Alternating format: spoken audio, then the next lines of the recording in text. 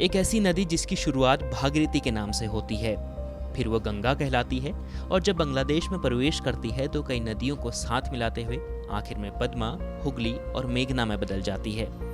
लेकिन क्या आपको पता है कि गंगा को उपजाने वाले गंगोत्री ग्लेशियर समेत पश्चिमी हिमालयों की स्थिति क्या है? क्या यहाँ गंगा का अस्तित्व खतरे में है? चलिए आपको बताते हैं। इस वक्त पूरी दुनिया एक परेशानी से जूझ रही है। वो परेशानी है ग्लोबल वार्मिंग। वैज्ञानिकों का कहना है कि ग्रीन हाउस प्रभाव की वजह से पैदा होने वाला ग्लोबल वार्मिंग आने वाले समय में मानव जाति के सामने सबसे बड़ी चुनौती होगा। और उत्तराखंड में इसकी शुरुआत गौमुख यानी गंगा के उद्गम स्थल गंगोत्री ग्लेशियर से हो चुकी है।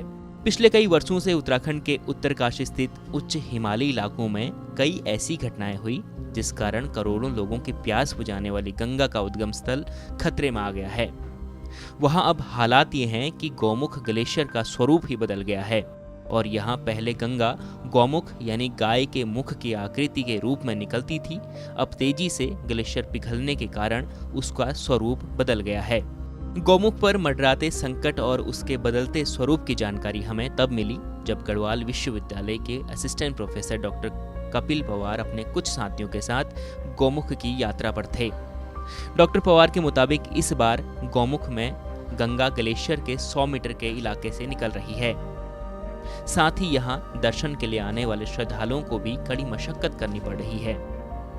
डॉक्टर पवार आगे बताते हैं कि गौमुख यात्रा पहले गंगोत्री धाम से 18 किलोमीटर भागीरथी के बाईं तरफ चीड़वाड़ा और भोजवासा होते हुए होती थी, लेकिन गंगोत्री ग्लेशियर के ऊपर पिछले 2 साल पहले एक झील के टूट जाने से भोजवासा के आगे करीब 3 किलोमीटर का क्षेत्र नदी के सैलाब में बह गया था, जिस कारण अब गौमुख यात्रा भोजवासा तक पुराने ही रास्ते से हो रही है।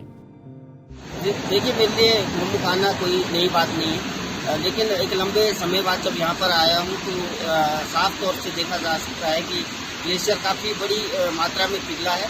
पहले जो रास्ता था भोजवासा होकर और हम बाईं तरफ से ही गौमुख के दर्शन करते थे, वो पूरी तरह से बदल गया है। अब ट्रॉली के सारे हम दाहिनी तरफ आ रहे हैं और उसके बाद बिल्कुल जो रेता और बजरी आया ग्लेशियर के साथ, बता रहे हैं कि पिछले 2 साल पहले एक झील कोई फटी थी और उसके बाद पूरा रास्ता तबाह हुआ था। तो एक नए बदलते हुए स्वरूप में गौमुख हम देख रहे हैं, लेकिन एक दुख इस बात का होता है कि लगातार जो गौमुख ग्लेशियर है वो पिघल रहा है। इतना ही नहीं, गंगा का उद्गम स्थल गौमुख क्षेत्र पिछले कई वर्षों में लैंडस्लाइडिंग का शिकार भी हुआ। प्राकृतिक आपदाओं के कारण गौमुख पहुंचने के रास्ते भी बदल गए। साथ ही अब गौमुख की यात्रा 2 से 3 किलोमीटर तक अधिक हो गई है। अब समय रहते अगर कुदरत और ग्लेशियरों को बचाने के लिए काम नहीं किए गए तो धरती पर जीवन बेहद कठिन हो जाएगा।